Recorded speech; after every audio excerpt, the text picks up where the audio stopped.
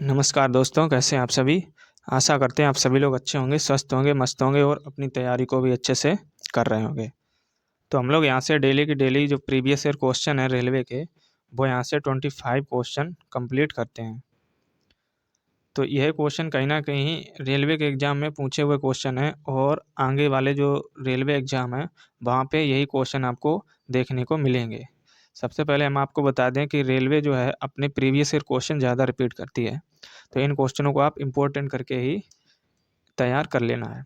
तो आइए video start करते हैं, और वीडियो अच्छा लगे तो लाइक कर देना, और चैनल पर नए जुड़ रहे तो चैनल को भी सब्सक्राइब कर देना।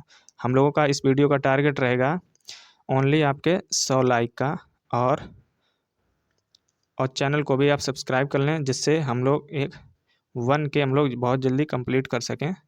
तो यहाँ से आप वीडियो को भी आप सब्सक्राइब कर लेना। तो आइए वीडियो स्टार्ट करते हैं। तो पहला क्वेश्चन हो जाएगा कि सबसे बड़ा स्तनपायी कौन सा है। तो यहाँ पे सबसे बड़ा स्तनपायी आपको बताना है। तो यह आपकी हो जाएगी व्हेल, ब्लू व्हेल जो होती है, यही आपकी होती है सबसे बड़ी स्तनपायी। तो यहाँ पे करेक्ट आंसर ऑप्शन सी यहाँ पे हो जाएगा। तो सबसे बड़ा स्तनपायी आपका ब्लू व्हेल होती है। भूमि पर विचरने वाला सबसे तेज जानवर आपका होता है चीता, और सबसे बड़ा जानवर यह भूमि पर विचरने वाला होता है अफ्रीकी हाथी। सबसे ऊंचा जानवर आपका होता है जिराफ। तो यह पॉइंट आपको इसी क्वेश्चन के नीचे नोट डाउन कर लेना है। अगला प्रश्न हो जाएगा कि डॉल्फिन के समूह को क्या कहा जाता है। तो यहाँ पे डॉल्फिन के समूह को क्या कहते हैं। तो यह बोलते हैं हम लोग पॉड। तो ऑप्शन डी यहाँ पे इसका करेक्ट हो जाएगा। तो पॉड यह डॉल्फिन के समूह को कहते हैं। अगला प्रश्न हमारा हो जाएगा कि लेमर क्या है। तो इन 4 ऑप्शन में बताना है कि लेमर क्या हो जाएगा आपका। तो लेमर आपका एक प्रकार का होता है, मेडागास्कर में पाया जाने वाला एक जानवर होता है, तो उसी को हम लोग लेमर कहते हैं। तो ऑप्शन डी यहाँ पे इसका है करेक्ट हो जाएगा। तो इस तरह इसका आंसर डी हो जाएगा। तो लेमर यह प्राइमेट समूह का सदस्य है जो मेडागास्कर द्वीप पर पाया जाता है। लेमर की 101 प्रजातियों में से 80% विलुप्त की कगार पर हैं। तो यहाँ पे देख सकते हैं कि लेमर की आपकी 101 प्रजातियाँ पाई जाती हैं, और जिनमें भी आपकी 80% जो है विलुप्त होने की कगार पे हैं, यानी विलुप्त होने वाली हैं। तो अगला क्वेश्चन हमारा हो जाएगा कि विविपारा क्या है। तो यहाँ पे बताना है कि विविपारा आपका क्या हो जाएगा। तो यहाँ पे इसका करेक्ट आंसर हो जाएगा कि धमनियाँ जो जिंदा पैदा होती हैं, तो उन्हीं को हम लोग विविपारा कहते हैं। तो यहाँ पे करेक्ट आंसर ऑप्शन ए इसका हो जाएगा। तो आइए हम लोग इस क्वेश्चन के फैक्ट देखेंगे क्या हो जाएंगे। तो विविपारा जिसे बोलते हैं हम जरायुज जंतु कशेरुकी वर्ग के सदस्य होते हैं, और जो पूर्ण विकसित बच्चों को जन्म देते हैं। इनके अंतर्गत स्तनधारी जंतु जैसे आपके हो जाएंगे पशु, मनुष्य तथा अन्य स्तनधारी को सम्मिलित किया गया है, और इनमें परिसंचरण तंत्र पूर्णतः विकसित होता है, जैसे कि आपका हो जाएगा लंग्स, हृदय और धमनी सिरा। तो इस तरह इसके इंपॉर्टेंट पॉइंट ये हो जाएंगे। अगला प्रश्न है कि निम्नलिखित में से कौन सा इस समूह से संबद्ध नहीं है। तो इस समूह से संबंध आपको नहीं बताना है, यहाँ पे नहीं पूछा गया है। तो आपका यह हो जाएगा रैबिट। तो ऑप्शन यहाँ पे वी इसका करेक्ट हो जाएगा। तो हम लोग इसके इंपॉर्टेंट पॉइंट देखेंगे। तो रैबिट जो आपका खरगोश होता है, यह लेपोरिडी परिवार का एक छोटा स्तनपायी है जो विश्व के अनेक स्थानों में पाया जाता है। खरगोश जंगलों, घास के मैदानों और स्थल तथा पानी वाले इलाकों में समूह में रहते हैं। अंगोरा ऊन जो खरगोश से प्राप्त होता है, तो यह स्टार डाल के पॉइंट आपको लिख लेना है यहाँ से। तो जो अंगोरा ऊन हम लोग प्राप्त करते हैं वह खरगोश से ही प्राप्त करते हैं। पांडा ग्लोबल यह आपका संयुक्त राज्य अमेरिका में स्थित एक पेशेवर ईसोप्स संगठन है आपका। तो यह हो जाएगा आपका पांडा ग्लोबल। अवास्ट यह हो जाएगा सॉफ्टवेयर कंपनी है जिसका मुख्यालय आपका प्राग में हो जाएगा। तो यह चेक गणराज्य में स्थित है प्राग। तो वहाँ पे अवास्टा एक सॉफ्टवेयर कंपनी हो जाएगी। कैस्परस्की एक रूसी बहुराष्ट्रीय साइबर सुरक्षा और एंटीवायरस प्रदाता कंपनी हो जाएगी। तो बढ़ते हैं अगले प्रश्न की ओर। अगला प्रश्न हमारा हो जाएगा स्तनपायु में आपका क्या पाया जाता है। तो अभी यह क्वेश्चन हम लोग पीछे वाले वीडियो में भी कर चुके थे। तो इनके आपके बालों के साथ ग्रंथि वाली त्वचा होती है, तो यही इसका आपका करेक्ट आंसर हो जाएगा बी। तो हम लोग इसके पॉइंट देखेंगे। तो स्तनपायी प्राणी जगत का एक समूह है जिसकी त्वचा पर श्वेत ग्रंथियों यानी वालों के साथ और तैल ग्रंथियां पाई जाती हैं। इनका हृदय 4 वेशमी होता है। तो ये पॉइंट आपको याद रखने हैं। अगला प्रश्न है कि निम्नलिखित कथन पूरा करें। तो एक दमकालिक जिसे बोलते हैं मोनोएस्टेस जंतु में होता है। तो 2 अंडे होते हैं, गलत आपका हो जाएगा। एक दिन में 2 बार अंडोत्सर्ग, ये भी गलत हो जाएगा। एक वर्ष में 2 बार प्रजनन, ये भी गलत हो जाएगा। तो यहाँ से इस प्रकार इसका करेक्ट आंसर ऑप्शन डी यहाँ पे हो जाएगा कि एक वर्ष में केवल एक बार प्रजनन करते हैं। तो यही इसका करेक्ट आंसर हो जाएगा। तो यहाँ से देख सकते हैं इसमें आपके जैसे हो जाएंगे कुत्ता, बिल्ली, मेंढक। तो ये इसके हो जाएंगे एग्जाम्पल। अगला प्रश्न हमारा हो जाएगा कि किसमें 4 कोष्ठीय हृदय युक्त गर्म रक्त वाले प्राणी हैं। तो ये कौन से वर्ग में आते हैं, यहाँ पे इसको बताना है। तो यह आपके होते हैं स्तनधारी वर्ग के। तो ऑप्शन यहाँ पे वी इसका करेक्ट हो जाएगा। अगला प्रश्न है कि बहुत कमजोर विकसित बच्चों को जन्म देते हैं। तो यहाँ पे 4 ऑप्शन में बताना है कि इन 4 ऑप्शन में कौन सा हो जाएगा कि जो बहुत कमजोर बच्चों को जन्म देते हैं। तो इसमें आपका हो जाएगा कंगारू। तो ऑप्शन वी यहाँ पे इसका करेक्ट हो जाएगा। तो कंगारू जिनके आपके जो पेट होता है वहाँ पे एक झिल्ली नुमा होती है, तो वहीं पे ये बच्चों को अपने पालते पोसते हैं। तो कंगारू कमजोर विकसित बच्चों को जन्म देते हैं। कंगारू ऑस्ट्रेलिया में पाया जाने वाला एक स्तनधारी पशु है। यह ऑस्ट्रेलिया का राष्ट्रीय पशु भी है। तो ये भी पॉइंट आपको स्टार डाल के लिख लेना है। और इन्हें सन 1773 ईस्वी में कैप्टन कुक ने देखा और तभी से ये सभ्य जगत के सामने आए। कंगारू स्तनधारियों के शिशुधानी भाग के जीव हैं जिनकी विशेषता उनके शरीर की थैली में रहना है। और इनमें सबसे बड़े भीम कंगारू छोटे घोड़े के बराबर और सबसे छोटे गध कंगारू जो मस्क कंगारू होते हैं वो खरगोश से भी छोटे होते हैं। तो यह इनकी विशेषता हो जाएगी। अगला प्रश्न हमारा हो जाएगा कि अत्यल्प विकसित बच्चों को जन्म देते हैं। तो ये भी होते हैं आपके कंगारू। तो ये क्वेश्चन रिपीट क्वेश्चन है रेलवे का। तो यहाँ पे ऑप्शन बी इसका करेक्ट हो जाएगा। बढ़ते हैं सीधे अगले प्रश्न की ओर। अगला प्रश्न हमारा हो जाएगा कि भारत के जंगली जीवन के संदर्भ में उड़न लोमड़ी एक आपको बताना है क्या हो जाएगी। तो इन 4 ऑप्शन में बताना है कि किसको हम लोग उड़न लोमड़ी कहते हैं। तो यही होती है आपकी एक चमगादड़ जो होता है, यही एक उड़न लोमड़ी होती है। तो भारत के जंगली जीवन के संदर्भ में आपकी यही हो जाएगी। तो यहाँ पे इसका करेक्ट आंसर ऑप्शन डी हो जाएगा। तो भारत के जंगली जीवन के संदर्भ में उड़न लोमड़ी एक प्रकार का दुम्ब विहीन बहुत बड़ा चमगादड़ है जिसका सिर लोमड़ी जैसा प्रतीत होता है और इसका शरीर आपके 20 से 25 सेंटीमीटर लंबा होता है तथा बाल काले होते हैं और लगभग यह पूरे भारत में पाया जाता है। तो इन पॉइंटों को आपको याद रखना है। बढ़ते हैं अगले प्रश्न की ओर। अगला प्रश्न है कि वह शब्द ढूंढें जो समूह से संबंधित नहीं है। तो यहाँ पे जो समूह से संबंधित नहीं है उसको आपको बताना है। तो हिरन ये भी आपका चलता फिरता एक जानवर है जो पैरों से चलता है। गाय भी अपने पैरों से चलती है, हाथी भी चलता है। लेकिन आपका जो सांप होता है यह अपने पैरों से नहीं चलता, यह एक सरीसृप वर्ग में आता है, रेंगने वाला ये आपका जंतु हो जाएगा। तो इसका करेक्ट आंसर ऑप्शन वी यहाँ पे हो जाएगा। तो यहाँ पे हिरन, गाय और हाथी ये तीनों आपके आते हैं कॉर्डेटा संघ के स्तनधारी वर्ग में। और जबकि आपका सांप यह कॉर्डेटा संघ के नहीं, यह आपके सरीसृप वर्ग में रखा जाता है। जो भी आपके रेंगने वाले जंतु होते हैं इनको हम लोग सरीसृप वर्ग में रखते हैं। तो अगला प्रश्न हमारा हो जाएगा कि निम्नलिखित में से कौन सा जानवर आपका पराध्वनि उत्पन्न कर सकता है। तो यहाँ पे कौन सा जानवर हो जाएगा जो पराध्वनि उत्पन्न कर सकता है। तो यही आपका होता है पारपोइसिस। तो यहाँ पे आंसर आपका हो जाएगा वी करेक्ट हो जाएगा। तो हार्बर पोरपोइस शर्मीले दुष्प्राप्य समुद्री स्तनपायी जानवर है और हार्बर पोरपोइस उत्तरी गोलार्ध में शांत तटवर्ती पानी में रहते हैं। ये ज़्यादातर ऊपरी भाग पर ही रहते हैं और हर 25 सेकंड में हार्बर पोरपोइस विशेष प्रकार की आवाज़ निकालकर छींक मारते हैं।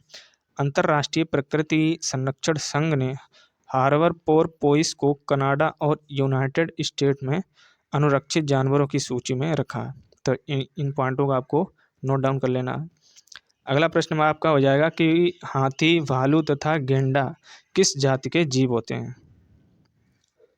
तो यह आपके होते हैं स्तनधारी जीव आपके हो जाएंगे।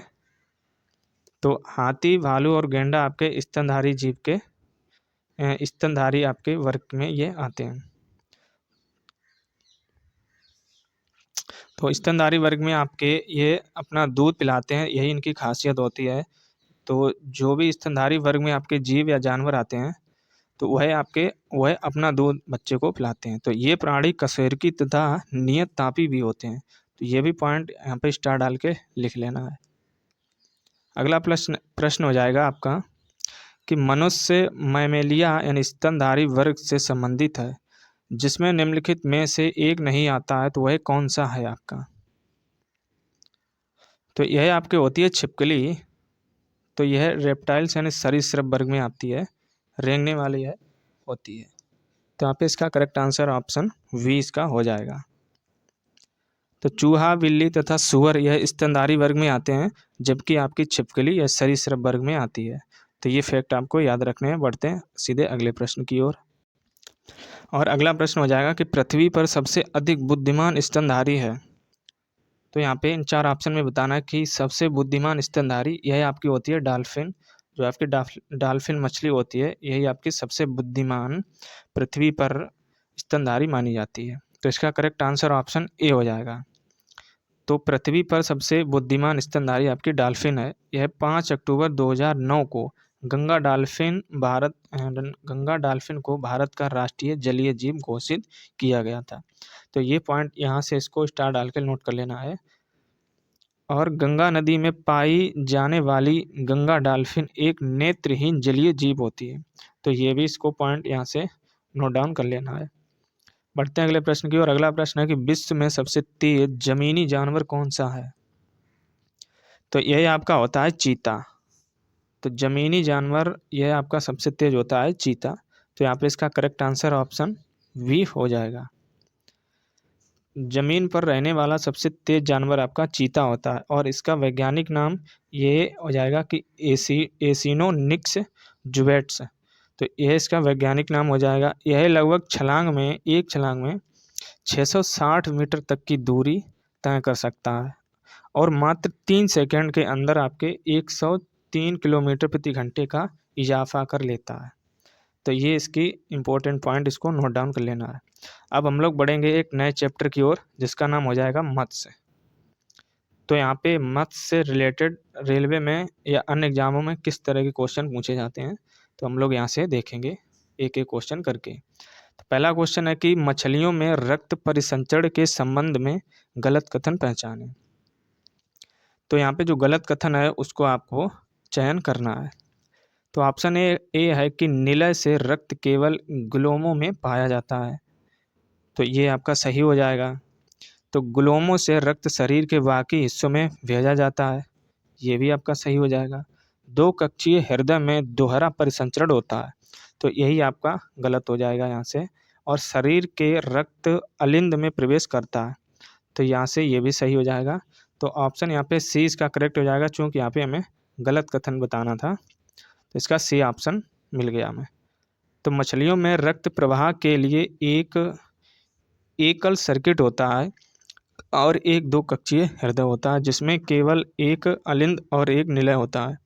एट्रियम रक्त एकत्र करता है जो शरीर से वापस आ गया है और वेंट्रिकल रक्त को गलफड़ों में पंप करता है जहां गैस विनिमय होता है और रक्त फिर से ऑक्सीजन युक्त होता है। इसे गिल परिसंचरण कहते हैं, अर्थात 2 कक्षीय हृदय में एकल परिसंचरण होता है। तो इन पॉइंटों का आपको याद रखना है। बढ़ते हैं अगले प्रश्न की ओर। अगला प्रश्न है कि निम्नलिखित में से किन प्राणियों में पूरे शरीर में रक्त प्रवाह की प्रत्येक चक्र के दौरान रक्त केवल एक बार हृदय से होकर गुजरता है।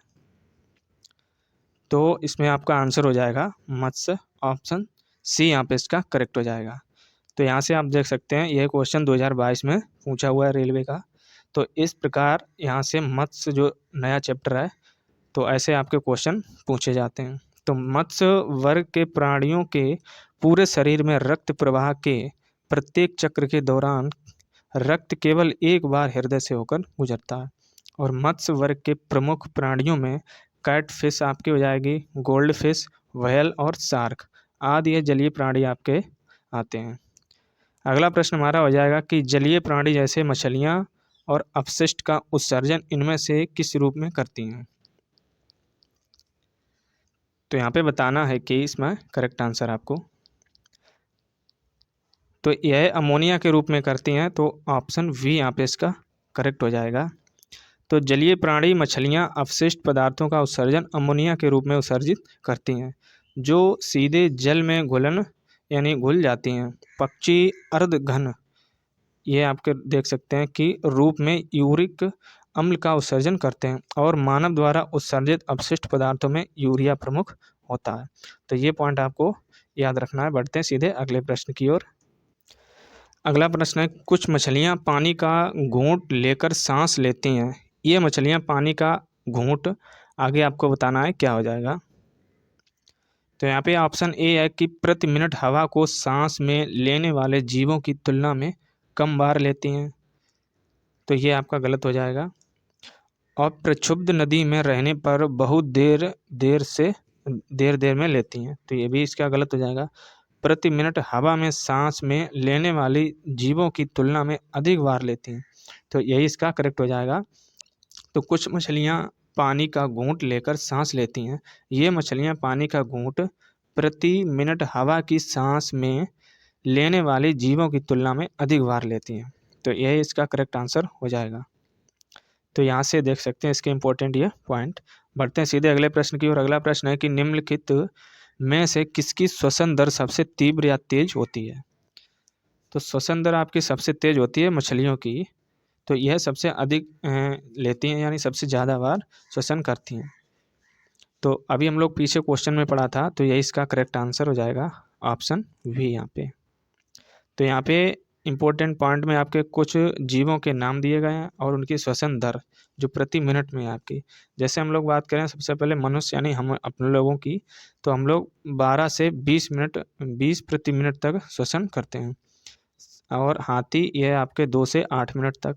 कबूतर ये हो जाएगा 20 से 25 मिनट तक। प्रश्नगत विकल्पों में मछली की श्वसन दर सबसे तीव्र होती है। मछलियों में श्वसन गलफड़ों की सहायता से होता है, तो ये पॉइंट यहाँ से स्टार डाल के लिख लेना है। तो मछलियाँ जो है अपना श्वसन कहाँ से करती हैं, तो गलफड़ों से। और आपके मनुष्य जो होते हैं यह करते हैं आपके, तो फेफड़ों से मनुष्य अपने श्वसन करता है, तो यहाँ पे इसका करेक्ट आंसर हो जाएगा। अगला प्रश्न हो जाएगा कि मत्स्य वर्ग पूर्ण रूप से जलीय जंतु है, निम्नलिखित विकल्पों में से कौन सी उनकी एक विशेषता नहीं है। तो यहाँ पे विशेषता नहीं हमें बतानी है। ऑप्शन ए है कि उनकी त्वचा सल्कों से ढकी होती है, तो ये सही होता है। ये उष्ण रक्त वाले जीव होते हैं, तो यही इसका गलत हो जाएगा। और उनके हृदय में केवल 2 प्रकोष्ठ होते हैं, ये भी सही हो जाएगा। ये अपने गलफड़ों का उपयोग करके पानी में घुलित ऑक्सीजन प्राप्त करते हैं, तो ये भी सही हो जाएगा। हमें यहाँ पे नहीं बताना था, तो यही हो जाएगा ऑप्शन वी यहाँ पे नहीं होगा। तो यहाँ पे मत्स्य वर्ग के जंतुओं में निम्नलिखित विशेषताएं पाई जाती हैं, तो हम लोग देखेंगे यहाँ पे किस प्रकार की विशेषताएं होती हैं। तो पहला है कि धारा रेखीय शरीर होता है इनका, और हृदय में 2 कोष्ठ होते हैं। श्वसन हेतु गलफड़े आपके होते हैं, गिल्स होते हैं, और अंतः कंकाल इनमें उपस्थित होता है। त्वचा सल्कों से यह ढकी होती है, और असमतापी ये भी होते हैं, तो यह इनकी विशेषताएं हो जाएंगी। बढ़ते हैं अगले प्रश्न की ओर। अगला प्रश्न है कि निम्नलिखित में से कौन सी एक उपास्थि युक्त मछली है। तो कौन सी आपकी उपास्थि युक्त मछली है, यह आपकी होती है शार्क। तो ऑप्शन वी यहाँ पे इसका करेक्ट हो जाएगा। तो यह क्वेश्चन आपके NTPC 2021 में पूछा हुआ है। तो शार्क एक उपास्थि मछली है जिसका कंकाल हड्डी के बजाय आपके कार्टिलेज से बना होता है। इन्हें कॉन्ड्रिक्लिज वर्ग में रखा गया है, और इसमें शार्क, साफिश और राइज, चित्तीदार ईगल, व्हेल, शार्क आदि मछलियाँ आती हैं। तो इन पॉइंटों को आपको इसी क्वेश्चन के नीचे नोट डाउन कर लेना है। बढ़ते हैं अगले प्रश्न की ओर। अगला प्रश्न हो जाएगा कि मछलियों के बारे में निम्नलिखित में से कौन सा कथन सही नहीं है। तो यहाँ पे कौन सा कथन हो जाएगा जो सही नहीं है, आइए हम लोग देखेंगे एक एक ऑप्शन। तो ऑप्शन ए है कि मछलियों के गलफड़ों के द्वारा रक्त को पंप किया जाता है और यह ऑक्सीकृत होता है। तो यह इसका सही हो जाएगा। मछलियों के हृदय में केवल 2 कक्ष होते हैं, ये भी सही हो जाएगा। मछलियों में दोहरा परिसंचरण होता है, तो यही इसका गलत हो जाएगा। और मछली के हृदय से होकर रक्त एक चक्र में केवल एक बार ही प्रवाहित होता है, तो ये भी सही हो जाएगा। यहाँ पे हमें गलत पूछा गया, तो इसका आंसर आपका सी ही हो जाएगा। तो मछलियों के हृदय में 2 कक्ष, एक आपका होता है आलिंद और एक आपका होता है निलय, तो ये याद रखना है। इसमें श्वसन क्रिया के लिए कुलोम पाए जाते हैं जो जल में विलीन ऑक्सीजन का उपयोग करते हैं। इनके हृदय से होकर रक्त एक चक्र में केवल एक बार ही प्रवाहित होता है, अतः इनमें दोहरा परिसंचरण नहीं होता है। तो इन पॉइंटों को आपको याद रखना है। बढ़ते हैं अगले प्रश्न की ओर। अगला प्रश्न है कि मछली के हृदय में कितने चैम्बर होते हैं। तो हम सभी लोग जानते हैं कि पिछले क्वेश्चनों में हम लोग पढ़ते आए हैं। तो मछलियों के हृदय में आपके होते हैं 2 चैम्बर, एक होता है आलिंद और एक होता है निलय। तो अभी हम लोग यहाँ से पढ़े थे, ये क्वेश्चन देख सकते हैं, रिपीट क्वेश्चन है, 2017 में पूछा हुआ है एनटीपीसी में। अगला प्रश्न हो जाएगा कि मछलियों के हृदय में कक्ष होते हैं। तो अभी हम लोगों ने पढ़ा था, ये भी क्वेश्चन 2018 में। तो यहाँ से देख सकते हैं सबसे पहले ये क्वेश्चन आया 2017 में, उसके बाद फिर यही क्वेश्चन जो आगे रेलवे के एग्जाम हुए 2018 में, वहाँ पे सेम क्वेश्चन रिपीट हुआ। तो इसमें आपका हो जाएगा आंसर ऑप्शन वी। तो मछलियों के हृदय में आपके 2 कक्ष होते हैं, मछलियों में पाया जाता है। तो ये भी क्वेश्चन आपका 2018 में रिपीट सेम हो गया है। तो इनमें 2 कक्षीय हृदय आपके होते हैं, तो ऑप्शन वी यहाँ पे इसका करेक्ट हो जाएगा। अगला प्रश्न है कि निम्नलिखित में से मत्स्य वर्ग की विशेषता क्या नहीं है। तो आइए हम लोग एक एक ऑप्शन देखेंगे। तो मत्स्य वर्ग की विशेषता नहीं है, हमें बताना है। तो स्यूडो कॉलम की उपस्थिति, तो हमें नहीं बताना था, तो यही इसका करेक्ट आंसर हो जाएगा। तो नहीं, ये नहीं होती है। हड्डी उपास्थि का कंकाल होता है। गलफड़ों के द्वारा सांस लेना, ये भी होता है। सल्क का वही कंकाल, ये भी होता है। तो यहाँ पे हमें नहीं बताना था, तो इसका आंसर आपका ए हो जाएगा। तो ये क्वेश्चन आपका 2018 में पूछा हुआ क्वेश्चन है। तो आप चाहें यहाँ पे यही पॉइंट आपको देख सकते हैं। बढ़ते हैं सीधे आज के लास्ट क्वेश्चन की ओर। तो लास्ट क्वेश्चन है कि दिए गए विकल्पों में से निम्नलिखित कथन के लिए सही विकल्प का प्रयोग करके रिक्त स्थान भरें। तो यहाँ पे जो रिक्त स्थान दिया गया है, यहाँ पे आपको बताना है 4 ऑप्शन में क्या हो जाएगा। तो एक सही मछली आए आपकी, तो इन 4 ऑप्शन में बताना है कौन सी सही मछली है। तो यह आपकी होती है डॉग फिश। तो डॉग फिश आपकी एक सही मछली होती है। तो इसका आंसर आपका सी हो जाएगा। तो यहाँ पे आपके कुछ जंतुओं के नाम और संबंधित संघ या उनके वर्ग दिए गए हैं। जैसे आपका हो जाएगा कैटल फिश, यह मोलस्का वर्ग से संबंधित होती है। ऑरेलिया या जेली फिश, यह आपके नाइडेरियन वर्ग से हो जाएगी। कुत्ता मछली या डॉग फिश, तो यह आपकी संघ कॉर्डेटा वर्ग की ये अंतर्गत आती है। सांप आपका होता है आपके संघ कॉर्डेटा संघ या सरीसृप में। तो ये पॉइंट आपको यहाँ से याद रखने हैं। तो आप चाहे यहाँ पे इनका स्क्रीनशॉट ले सकते हैं। तो इस तरह आपके यहाँ से कंप्लीट होते हैं आज के 25 क्वेश्चन। तो वीडियो अच्छा लगे तो लाइक कर देना, और चैनल पे नए जुड़ रहे तो चैनल को भी सब्सक्राइब कर देना। ये क्वेश्चन बहुत इंपॉर्टेंट क्वेश्चन है, जो आगे वाले एग्जाम में रेलवे में सीधे यही क्वेश्चन आपको देखने को मिलेंगे। तो यही सीरीज हमारी जारी रहेगी जब तक पेपर आपके होंगे, और आने वाले टाइम में हम लोग और क्वेश्चन को बढ़ाने की कोशिश करेंगे। तो वीडियो अच्छा लगे तो लाइक कर देना, और चैनल पर नए जुड़ रहे तो चैनल को भी सब्सक्राइब करके बेल आइकन को प्रेस कर देना ऑल पे, जिससे आने वाले सभी वीडियो का नोटिफिकेशन सबसे पहले आप तक पहुंच सके। चलिए फिर मिलते हैं फिर नए वीडियो में, तब तक के लिए जय हिंद।